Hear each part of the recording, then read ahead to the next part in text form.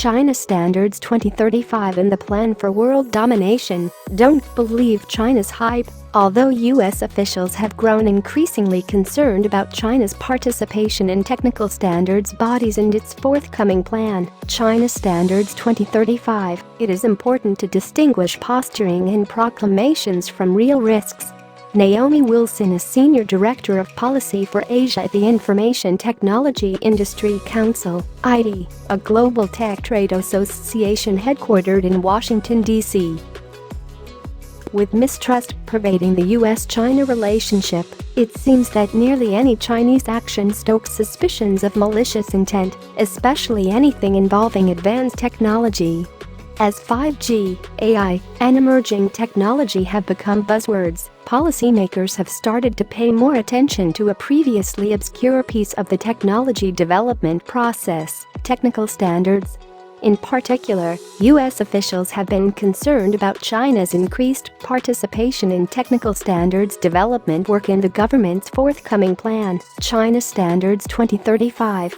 In a climate of heightened fear and uncertainty, it is easy to see boogeymen lurking behind every corner. As policymakers seek to separate true threats from long shadows, it is important to distinguish Chinese posturing and proclamations from real risks. In short, don't believe China's own hype. As policymakers have become increasingly concerned about the potential connection between technical standards and China's technological advantage, focus on China Standards 2035 has heightened. However, in order to assess these concerns, it is important to first understand the international standard system. The technical standards community lives by the tenets of industry leadership, openness, rules-based, consensus decision-making, and voluntary adoption of international standards.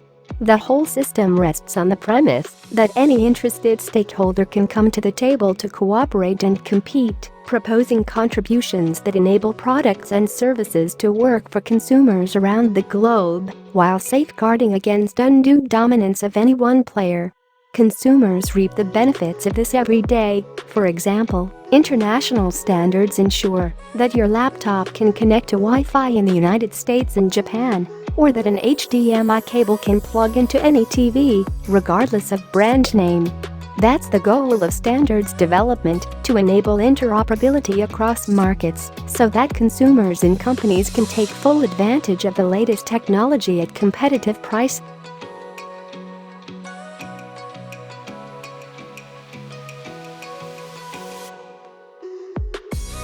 In an increasingly bifurcated world, it might be surprising to learn that global companies have long encouraged their competitors, including Chinese companies, to bring their contributions to the table at international standards development organizations. The idea behind including all players is to foster global market access and avoid islands of technology that hurt consumers. However, when policymakers noticed a significant uptick in Chinese company participation in emerging technology standards work, particularly in technical committees dealing with 5G and telecommunications, they understandably became concerned.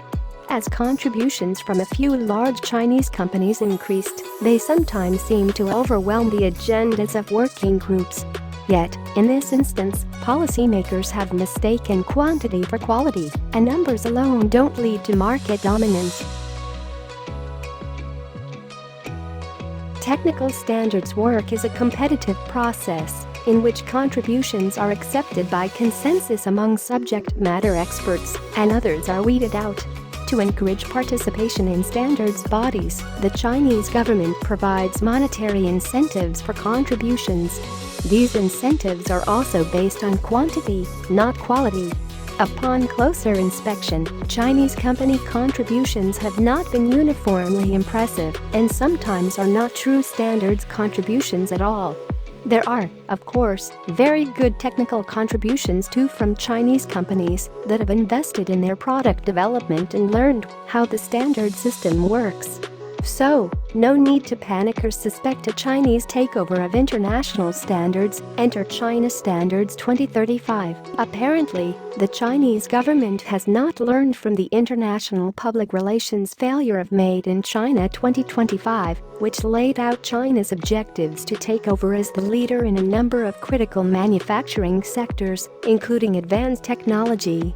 There were admittedly some concerning elements of Made in China 2025, including government subsidies. Still, Made in China 2025 is largely intended for a Chinese audience to inspire companies to build, innovate, and yes, dominate, but it was more of a pre-game motivational speech than a directive. China Standards 2035 follows the same model of setting benchmarks for success, such as increasing the number of Chinese standards that become international standards and influencing and leading international standards bodies.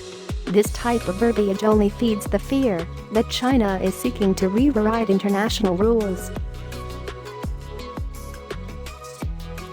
Ironically, the Chinese government's proclamations and U.S. policymakers' interpretation belie foundational misunderstandings of standards.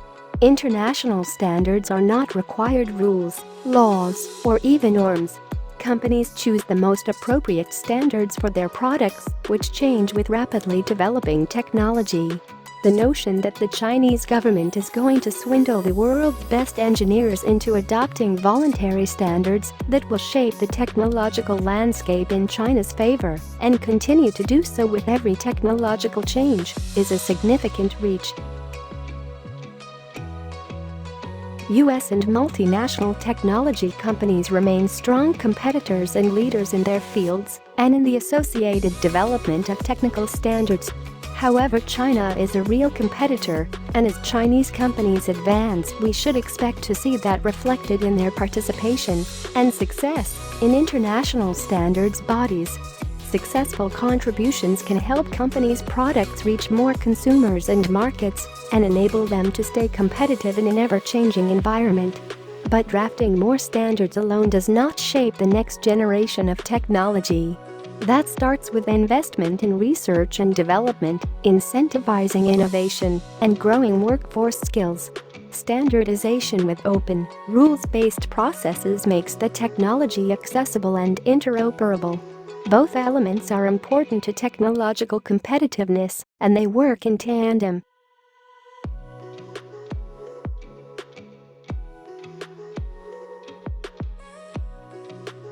Instead of solely focusing on China Standards 2035 and trying to prevent China from implementing yet another strategic plan, policymakers should work with the private sector to double down on research and development in STEM education. Unfortunately, numerous U.S. policies, including $370 billion of tariffs on Chinese goods, have forced U.S. companies to divert resources from these important investments to rework supply chains and determine how to stem the costs of tariffs. Similarly, company leadership needs to ensure that they continue to invest in technical standards experts. These professionals require a unique skill set of technical expertise and the ability to work across companies in a large and complex bureaucracy. It requires significant travel and consistent long-term participation in order to fully learn the ropes and gain influence. The results of these investments are not immediate, but they are essential to the continued success and leadership of technology companies. There are plenty of areas for concern regarding China's role, behavior, and influence in the global order. The Chinese government is a competitor, not a friend. Still, that doesn't mean that everything China does is with malicious intent, or that yet another long-term strategic plan will yield its aspirational objectives. Government proclamations such as China Standards 2035 are intended to be part inspirational, part aspirational, and part chest-puffing propaganda. If policymakers want U.S. companies to remain competitive with China, they should not allow themselves to be distracted by believing their competitors' hype.